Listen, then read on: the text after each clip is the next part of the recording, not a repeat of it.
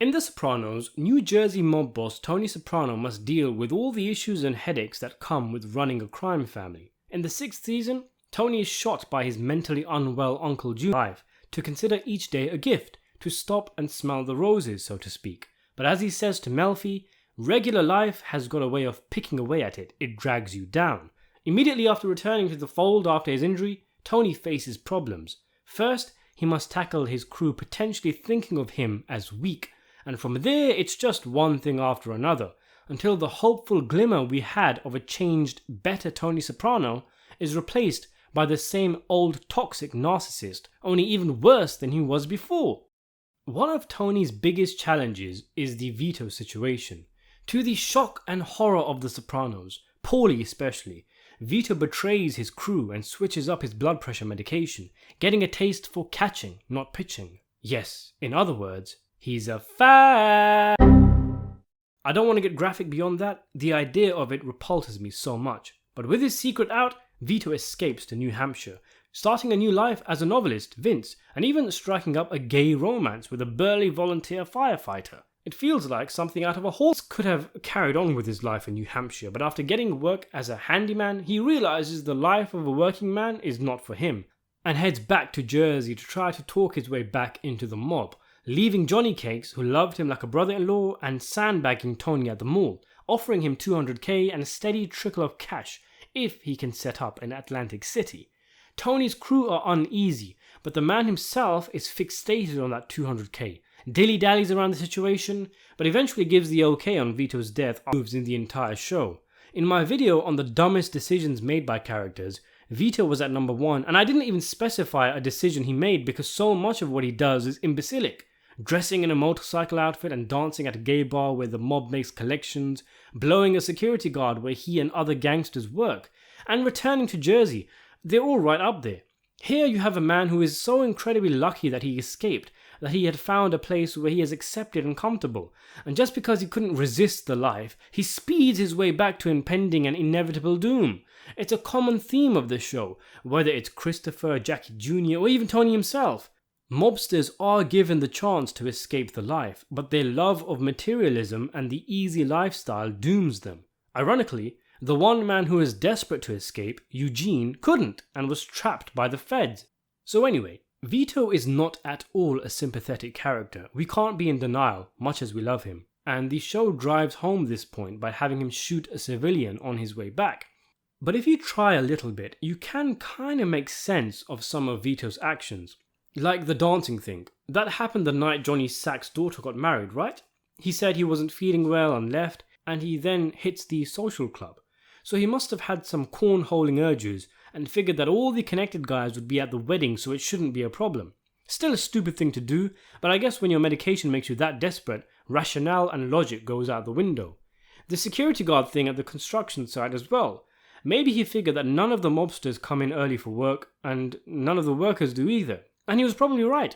Who knows how many times he had been coming to the site nice and early to get the guard to come nice and early. It was Finn's abnormal adherence to his job, that a minority could have had, that got Vito caught.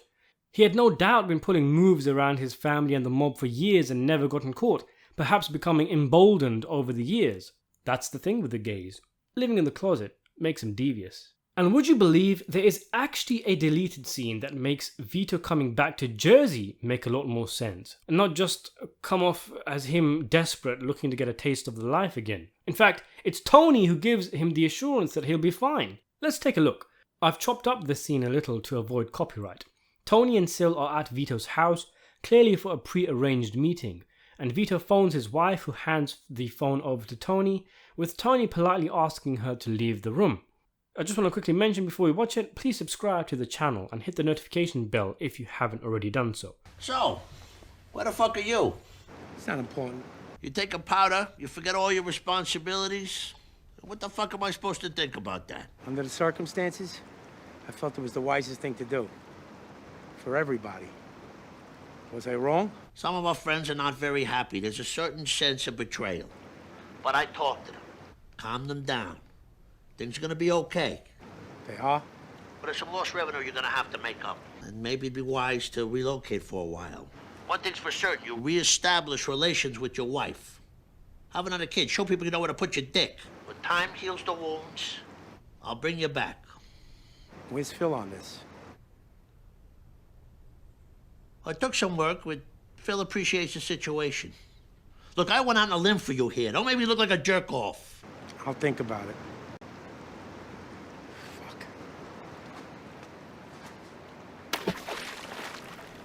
Vito. I mean, this really changes things and puts things into context. It explains why Vito later says to his wife he wants to have another kid. It explains why Vito slowly makes his way back into things, and it shows why he was so confident in driving back to Jersey, because Tony more or less said he was in the clear. It's not just the whole wanting back in the life kind of thing, he had reassurance from his boss. Plus, Vito handles the conversation well, not allowing it to become a berating of him and instead leveling that lambing it was the best for everyone. Tony's saying his bit, and Vito jumps to the crux of the issue, wanting to know what Phil's reaction is. Without this scene, our natural reaction to Vito coming back is to think, "What are you doing, you moron?" But to know he was already in contact with Tony, having been told the outrage had been squashed, makes his actions make a lot more sense. It's difficult to gauge when exactly this scene takes place. I'm guessing it's after Vito and Tony meet at the mall, as Vito doesn't have a black eye. It was his second attempt to get through to Tony. Then again, his black eye does heal closer to his whacking. I'm not really sure. It does make Tony's talk with Vito at the mall a bit weird, because that conversation sounds like it's the first time they've spoken since he floated away. It could just as easily have been before. He spoke to Tony over the phone, and then felt confident enough to see him in person. But what's Tony thinking in this scene? If it's so early on, then maybe they were trying to lure Vito back to kill him. Why else would Tony try to reassure Vito about Phil? Why is Tony even wanting to bring Vito back if they're at a point where they're not sure what they're going to do with him? That soon as well, after Vito's outing. It fits a bit awkwardly in the story, which is why it may have been deleted, and if it was kept in the show, other scenes around it like Tony and Vito at the mall may have been slightly rewritten.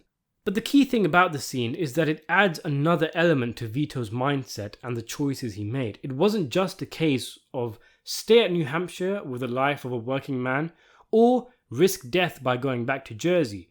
He would have been more tempted now, because there was a real chance in his mind that he could actually come back and things could work out. It was an available, albeit difficult, option, and that would be a much harder thing to resist when facing the daunting, excruciating task of chopping wood and using a saw.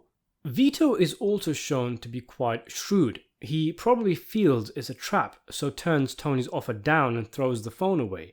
And if it takes place before the mall scene, he may have figured, I need to catch Tony when he's alone to bribe him. I'll have more of a chance without any connected guys there. In any case though, the show works without the deleted scene.